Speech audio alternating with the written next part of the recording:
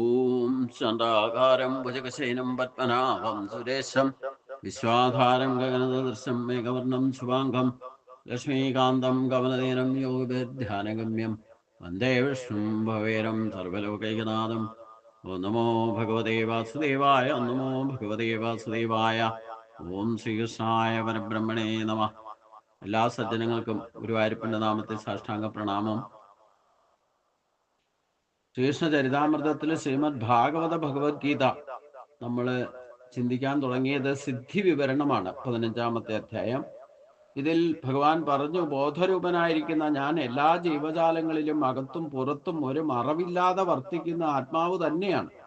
എപ്രകാരമാണോ ആകാശം മുതലായ ഭൂതങ്ങൾ ജീവജാലങ്ങളിൽ സ്വയം അകവും പുറവുമായിട്ട് നിറഞ്ഞു വർത്തിക്കുന്നത്, അതേപോലെ തന്നെ പഞ്ചമഹാഭൂതങ്ങൾ എങ്ങനെയാണോ ജീവജാലങ്ങളിൽ അകവും പുറവും നിറഞ്ഞു നിൽക്കുന്നത്, അതുപോലെ ബോധരൂപമായിരിക്കുന്ന ബ്രഹ്മം ജീവജാലങ്ങളിൽ അകവും പുറവും നിറഞ്ഞ് അവരുടെ ആത്മാവായിട്ട്, അതായത് സ്വരൂപമായി വർത്തിക്കുന്നു. ആകാശം മുതലുള്ള പഞ്ചഭൂതങ്ങളുടെ തന്നെ ഉൽപ്പത്തിക്ക് ഹേതുവായിരിക്കുന്ന പരമകാരണമാണ് ബ്രഹ്മം എന്ന് പറയുന്നത്. അപ്പോൾ ബ്രഹ്മകാര്യങ്ങളായിരിക്കുന്ന പഞ്ചഭൂതങ്ങൾ എന്നെ എല്ലാ ജീവജാലങ്ങളിലും അകവും പുറവും നിറഞ്ഞു നിൽക്കുമ്പോൾ ബ്രഹ്മത്തിന് അങ്ങനെ നിൽക്കാതെ പറ്റുമോ? മാത്രമല്ല, ബോധരൂപമായിരിക്കുന്ന ബ്രഹ്മം എല്ലാ ജീവികളിലും ആത്മാവായിട്ട് ഞാൻ ഞാൻ എന്നിങ്ങനെ സദാ അനുഭവപ്പെട്ടുകൊണ്ടിരിക്കും. ആത്മപദത്തിന് വസ്തുസ്വരൂപം എന്നാണ് അർത്ഥം. ആഭരണങ്ങളുടെ ആത്മാവ് സ്വർണമാണ്. ആഭരണങ്ങൾ കൊണ്ട് എന്താ പ്രത്യേകത? യഥാർത്ഥത്തിൽ ഏത് വളയായാലും മാലയായാലും കമ്മലായാലും അതിൻ്റെ എല്ലാത്തിലും അടങ്ങിയിരിക്കുന്നത് സ്വർണം തന്നെയാണ്. അതേ സ്വർണത്തിനെയും കൊണ്ട് കള്ളന്മാരെ എടുക്കാൻ വന്നാൽ പെട്ടെന്ന് നമുക്കറിയാം, അവർക്ക് ഇപ്പം വളയാണോ മാലയാണോ എന്ന് നോക്കിയിട്ടൊന്നുമല്ല എടുക്കുക.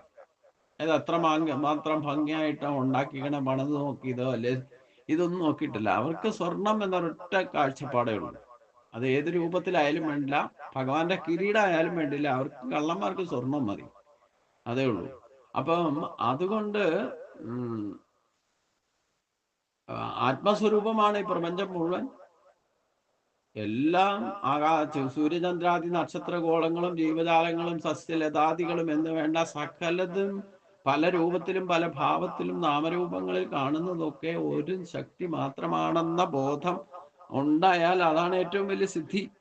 അതാണ് സമദർശനം എന്ന് പറയുന്നത്. അതുകൊണ്ട് ആത്മാവായിരിക്കുന്ന സ്വർണ്ണ ആഭരണങ്ങളിൽ അകവും പുറവും നിറഞ്ഞു നിൽക്കുന്നു. അതേപോലെ ബോധമാണ് എല്ലാ ജീവജാലങ്ങളുടെയും സ്വരൂപം. ബോധമുണ്ടെങ്കിലേ ജീവജാലമുള്ളൂ. അങ്ങനെ ഒരു മറവും കൂടാതെ ബോധം ബ്രഹ്മമാണ്, ഇല്ലെങ്കിൽ ബ്രഹ്മം ബോധമാണ് എല്ലാ ജീവജാലങ്ങളിലും അകവും പുറവും നിറഞ്ഞു നിൽക്കുന്നത്. ചുരുക്കത്തിൽ സർവം ബ്രഹ്മമയമാണെന്ന് ബോധിച്ചാൽ അതാണ് പരമാത്മതത്വം എന്ന് പറഞ്ഞുകൊണ്ടാണ് ഇവിടെ 15-ാമത്തെ അധ്യായം സമർപ്പിക്കപ്പെടുന്നത്. ഇനി വിഭൂതിയുടെ വിവരണമാണ് 16-ാമത്തെ അധ്യായത്തില്. ഉദ്ധവൻ വീണ്ടും ഭഗവാനോട് ചോദിച്ചു, അങ്ങ് സാക്ഷാത് ബ്രഹ്മമാണ് എന്ന് പറഞ്ഞു, പ്രപഞ്ചത്തിന്റെ പരമകാരണമാണെന്നും പറഞ്ഞു, ആത്യന്തരഹിതമായിരിക്കുന്ന അഖണ്ഡ ബോധമാണ് ഒരു മാറ്റവും ഇല്ലാതെ പ്രകാശിക്കുന്നത് എന്നതും സത്യമാണെന്ന് അങ്ങ് ബോധ്യപ്പെടുത്തി. എല്ലാ പ്രപഞ്ചഭാവങ്ങളുടെയും അങ്ങ് ഉണ്ടാക്കുന്നു, രക്ഷിക്കുന്നു, നിലനിർത്തുന്നു, സംഹരിക്കുന്നു. ചെറുതും വലുതുമായിട്ടുള്ള കാഴ്ചകളെ അങ്ങയെ തിരിച്ചറിയാൻ മന്ദബുദ്ധികൾക്ക് സാധ്യവുമല്ല. ബ്രഹ്മതത്വം ഗ്രഹിച്ച ബ്രാഹ്മണൻ അങ്ങയെ അഖണ്ഡബോധമായിട്ട് കണ്ടു സർവം ബ്രഹ്മമയമായി ഉപാസിക്കും. എന്നാൽ ആരംഭത്തിൽ ഏതേത് ഭാവങ്ങളിലൊക്കെ അങ്ങയെ ഉപാസിച്ചാലാണ് ക്രമേണ ബ്രഹ്മത്തിലെത്തിച്ചേരാൻ കഴിയുക എന്നൊന്ന് വെളിപ്പെടുത്തുക. എല്ലാ പ്രപഞ്ച ഘടകങ്ങളുടെയും സങ്കല്പങ്ങളിലൂടെ സൃഷ്ടിച്ച് അങ്ങ് അവയിൽ ഒളിഞ്ഞിരിക്കുന്നു. അവയെല്ലാം സദാ അറിഞ്ഞുകൊണ്ടിരിക്കുന്നു. അങ്ങയെ ആ പ്രപഞ്ച ഘടകങ്ങൾ അറിയുന്നുമില്ല. ഭൂമിയിലും സ്വർഗത്തിലും പാതാളത്തിലും അങ്ങയുടെ വിഭൂതികൾ, അതായത് വിശേഷ രൂപങ്ങൾ എന്തൊക്കെയാണെന്ന് അവ അറിയപ്പെട്ടാൽ അവയെ ഉപാസിച്ച് ക്രമേണ അങ്ങയിൽ എത്തിച്ചേരാൻ കഴിയുമല്ലോ. ഭഗവാൻ മറുപടി നൽകി, ഉദ്ധവരെ, ഇതേ ചോദ്യം തന്നെ പാണ്ഡവ കൗരവ യുദ്ധത്തിൽ വച്ച് അർജുനൻ എന്നോട് ചോദിച്ചിട്ടുണ്ട്. അവിടെ വിഭൂതി യോഗം പറയുമ്പോൾ ഈ ചോദ്യങ്ങളാണ് അർജുനൻ ഉന്നയിക്കുന്നത്. രാജ്യത്തിന് വേണ്ടിയിട്ട് ബന്ധുക്കളെ വധിക്കുന്നതിൽ വിഷാദമഗ്നായിട്ടാണ് അർജുനൻ ഇത് ചോദിച്ചത്. ഞാൻ യുക്തി കൊണ്ടോ മധ്യ പാണ്ഡവനെ സമാധാനിപ്പിച്ചു. അക്കാര്യം ഞാൻ നിന്നെയും അറിയിച്ചു തരാം എന്ന് പറഞ്ഞുകൊണ്ടാണ് ഭഗവാൻ ഉദ്ധവരോട് പറയാൻ തുടങ്ങി. ഉദ്ധവരെ, എല്ലാ പ്രപഞ്ച ഘടകങ്ങളുടെയും ആത്മാവാണ് ഞാൻ. അഹമാത്മാ ഗൂഢാകേശ എന്നാണ് ആദ്യം തന്നെ അർജുനോട് പറഞ്ഞു കൊടുക്കുന്നത്. നിന്റെ ഉള്ളിൽ രഹസ്യമായിരിക്കുന്ന ജീവാത്മാവ് ഞാൻ തന്നെയാണ് അർജുന. ഭഗവാനോടൊരു ഭക്തൻ ഒരിക്കൽ ഗീതയിലെ ഏറ്റവും ശ്രേഷ്ഠമായ അങ്ങക്ക് ഏറ്റവും ഇഷ്ടപ്പെട്ട ശ്ലോകം ഏതാന്ന് ചോദിച്ചു കഴിഞ്ഞപ്പം ഭഗവാൻ പറഞ്ഞത് എന്താ? അഹമാത്മാ ഗൂഢാകേശ. ഇത് ഏറ്റവും വലിയ രഹസ്യമാണ്, ഇതെനിക്ക് ഏറ്റവും ഇഷ്ടപ്പെട്ടതാണ്. പക്ഷെ എന്നെ ആരും മനസ്സിലാക്കില്ല. ഞാൻ എല്ലാവരുടെയും ശരീരത്തിൽ വളരെ രഹസ്യമായിട്ട് ജീവാത്മാവായിട്ട് ഇരിക്കുന്നുണ്ട്. അത് അണ്ണു ഒരു രോമാഗ്രം എടുത്തിട്ട് 1000 കഷ്ണങ്ങളാക്കി മുറിച്ചാൽ അതിലൊരു അംശമാണ് ജീവാത്മാവ്. ആ ജീവാത്മാവ് ഞാൻ തന്നെയാണ്. ആ ജീവാത്മാവ് രഹസ്യമായിട്ട് നിന്റെ ശരീരത്തിൽ തന്നെ ഞാൻ തന്നെ ഇരിക്കുന്നു എന്ന് പറഞ്ഞാൽ അതൊരിക്കലും ബോധ്യം വരാത്ത കാര്യമാണ് എന്ന് ഭഗവാന് നന്നായിട്ട് അറിയാം. അതാണ്, ആ രഹസ്യമാണ് എനിക്ക് ഏറ്റവും ഇഷ്ടപ്പെട്ടതെന്ന് പറയും. ജന്മം ചെയ്താൽ നമ്മൾ ആ രഹസ്യം മനസ്സിലാക്കില്ല. അതാണ് ഇതേ കാര്യം തന്നെയാണ് അർജുനും ഭഗവാൻ പറഞ്ഞത്. അർജുനൻ ഇത് തന്നെ ചോദിച്ചു. ബന്ധുക്കളെ വധിക്കുന്നതിൽ വിഷാദമഗ്നായിരുന്ന അർജുനൻ ഇത് തന്നെയാണ് ഉദ്ധവ ചോദിച്ചത്. ഞാൻ യുക്തി കൊണ്ടോ മധ്യ പാണ്ഡവനെ സമാധാനിപ്പിച്ചു. അക്കാര്യം ഞാൻ നിനക്കും പറഞ്ഞു തരാം. ഉദ്ധവരെ, എല്ലാ പ്രപഞ്ച ഘടകങ്ങളുടെയും ആത്മാവാണ്. അതാണ് അഹമാത്മാ ഗൂഢാകേശ. ചരങ്ങളായിക്കോട്ടെ അചരങ്ങളായിക്കോട്ടെ ഒരു മണൽത്തരി ആയിക്കോട്ടെ, അതായിട്ട് നിലനിൽക്കുന്നത് ക്ഷേത്ര സംയോഗം കൊണ്ടാണെന്ന് ഭഗവാൻ വ്യക്തമാക്കിയിട്ടുണ്ട്. നശിക്കുന്ന ശരീരത്തെ നശിക്കാതെ നിലനിർത്തുന്നത് ഈ പറയുന്ന അഹമാത്മാ ഗൂഢാകേശം. ഉദ്ധവരെ, എല്ലാ പ്രപഞ്ച ഘടകങ്ങളുടെയും ആത്മാവാണ് ഞാൻ. ഞാൻ തന്നെയാണല്ലോ പ്രപഞ്ച ഘടകങ്ങളും. അവയുടെ സൃഷ്ടിയും സ്ഥിതിയും പ്രളയവും ഒക്കെ ഞാൻ തന്നെയാണ്. ചലിച്ചുകൊണ്ടിരിക്കുന്നവയിലെ ചലനം ഞാൻ തന്നെയാണ്. സൃഷ്ടിക്കുന്നവരിൽ ഞാൻ കാലമാണ്. ഗുണങ്ങളിൽ ഞാൻ സാമ്യ ഗുണമാണ്. അത് സാത്വിക ഗുണമാണ്. വസ്തുക്കളിൽ അതാതിൻ്റെ സ്വാഭാവിക ഗുണം ഞാനാണ്. വസ്തുക്കൾക്കൊക്കെ സാമാന്യമായി ഇരിക്കാവുന്ന പ്രാണൻ, അതായത് എല്ലാ ജീവജാലങ്ങളുടെയും നിലനിർത്തുന്ന പ്രാണൻ ഞാൻ തന്നെയാണ്. മഹത്തായി കാണപ്പെടുന്നത് അവയിൽ ഏറ്റവും മഹാനായത് ഞാനാണ്.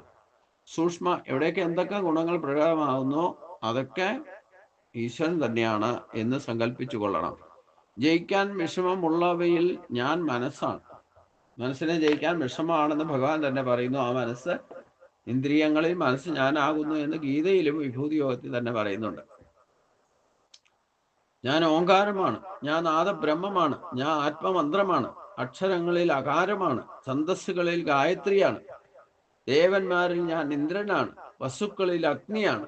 ആദിത്യന്മാരിൽ ഞാൻ വിഷ്ണുവാണ്.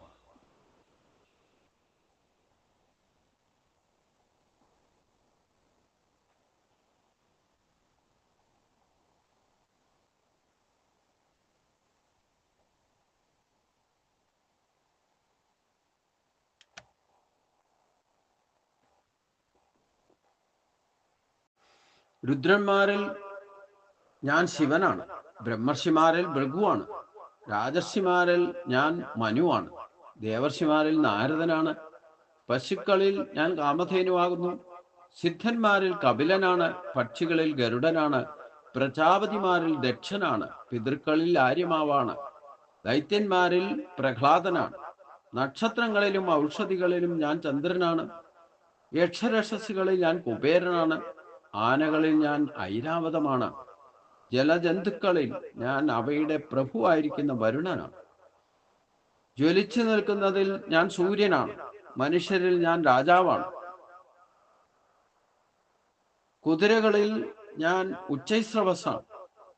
ഞാൻ യമനാണ്. സർപ്പങ്ങളിൽ വാസുകിയാണ്, നാഗങ്ങളിൽ അനന്തനാണ്, മൃഗങ്ങളിൽ ഞാൻ സിംഹമാണ്, ആശ്രമങ്ങളിൽ ഞാൻ സന്യാസാശ്രമമാണ്, വർണ്ണങ്ങളിൽ ഞാൻ ബ്രാഹ്മണനാണ്, തീർത്ഥങ്ങളിൽ ഞാൻ ഗംഗയാണ്, സരസ്സുകളിൽ ഞാൻ സമുദ്രനാണ്.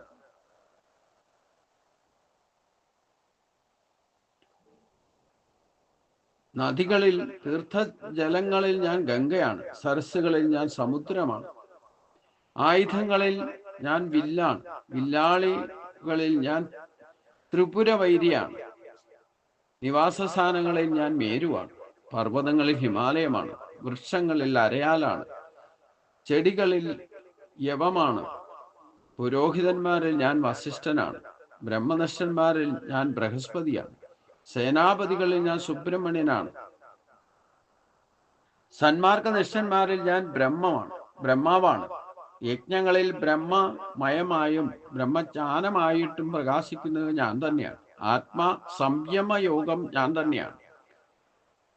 ജയം ആഗ്രഹിക്കുന്നവർക്ക് ഞാൻ തന്നെ മന്ത്രണമാണ്, കൗശലങ്ങളിൽ ഞാൻ വിവേകബുദ്ധിയുള്ളവനാണ്, ഭ്രമദൃഷ്ടികളിൽ ഞാൻ വികൽപ്പവുമാണ്, സ്ത്രീകളിൽ ഞാൻ ശതരൂപയാണ്, മനുഷ്യരിൽ സ്വയംഭൂവാണ്, മുനിമാരിൽ ഞാനാണ് നാരായണ മുനി, ബ്രഹ്മചാരികളിൽ സനൽകുമാരനാണ്, ധർമ്മങ്ങളിൽ ഞാൻ സന്യാസധർമ്മമാണ്, ക്ഷേമങ്ങളിൽ ഞാൻ അന്തർമുഖനാണ്, മൗനമാണ് രഹസ്യങ്ങളിൽ ഞാൻ, ഇണകളിൽ പ്രജാപതിയാണ്,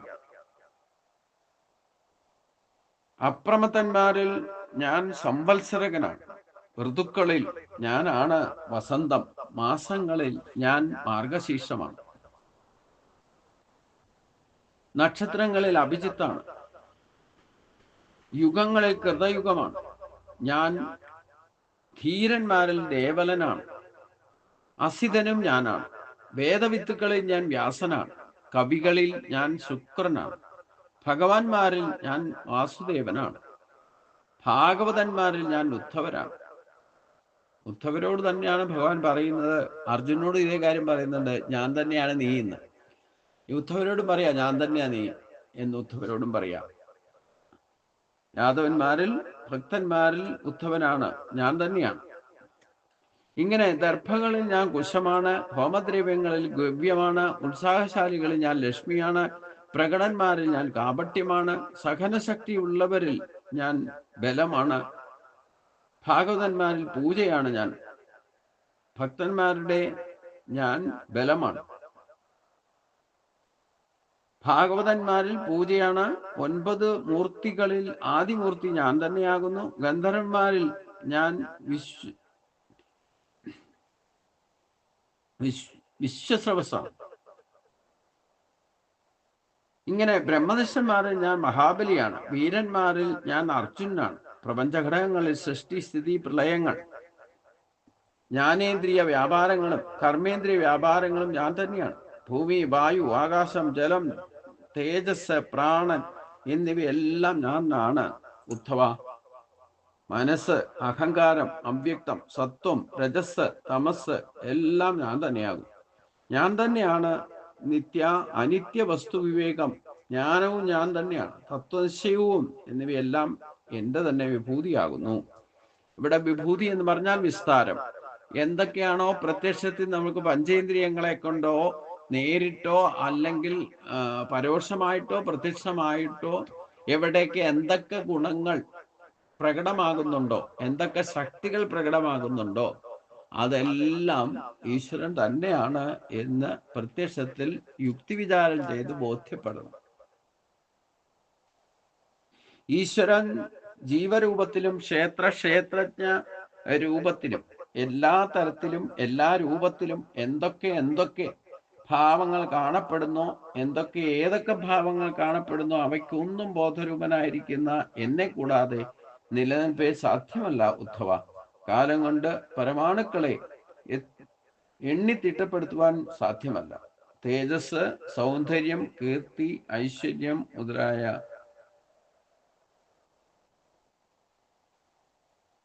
ഗുണങ്ങളെ കൊണ്ട് എവിടേക്ക് എന്തൊക്കെ തേജസ്, സൗന്ദര്യം, കീർത്തി, ഐശ്വര്യം, സൗഭാഗ്യം, പ്രഭുത്വം, വീര്യം, തിദിക്ഷ, വിജ്ഞാനം, എവിടെയൊക്കെ എന്തൊക്കെ ഗുണങ്ങളും ഐശ്വര്യങ്ങളും പ്രത്യക്ഷത്തിൽ പ്രകടമാകുന്നുണ്ടോ അതൊക്കെ ഈശ്വരന്റെ വിഭൂതിയാണെന്ന് മനസ്സിലാക്കിക്കൊള്ളണം.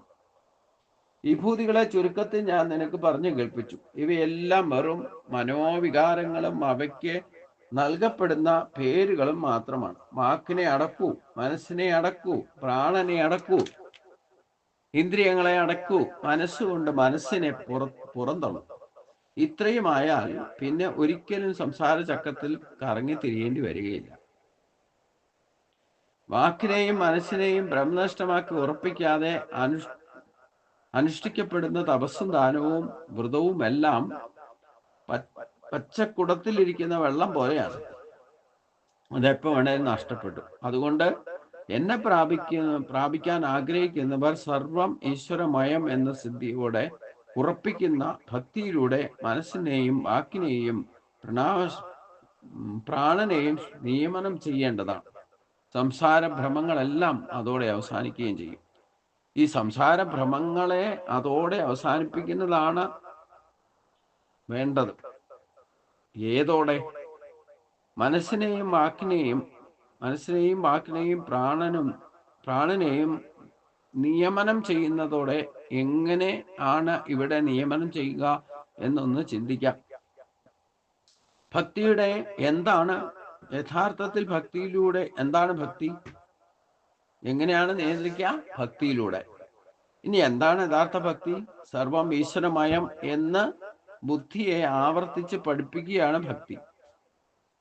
ഈശാവാസ്യം മിതം സർവം. ഈ കാണുന്നതൊക്കെ അകവും പുറവും ഉള്ളതിനാണ്.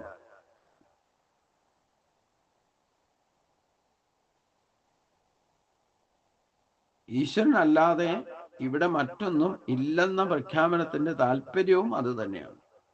ഈ ഈശ്വര രഹസ്യം മനസ്സിനെയും വാക്കിനെയും പ്രാണനെയും ഓർമ്മിപ്പിച്ചുകൊണ്ടേയിരിക്കണം.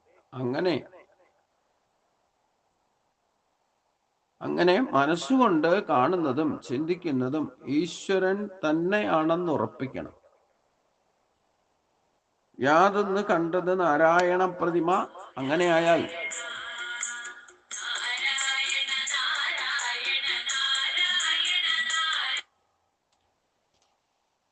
ദൃശ്യങ്ങളിൽ കണ്ടത് നാരായണ പ്രതിമ. അങ്ങനെയായാൽ അനേക ദൃശ്യങ്ങളിൽ ചുറ്റിത്തിരിയുന്ന മനസ്സ് എവിടെയും ഈശ്വരങ്ങൾ നിയമനം ചെയ്യപ്പെടും.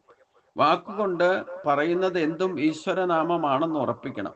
ചെവി കൊണ്ട് കേൾക്കുന്നത് എന്തും ഈശ്വരനാമം തന്നെ.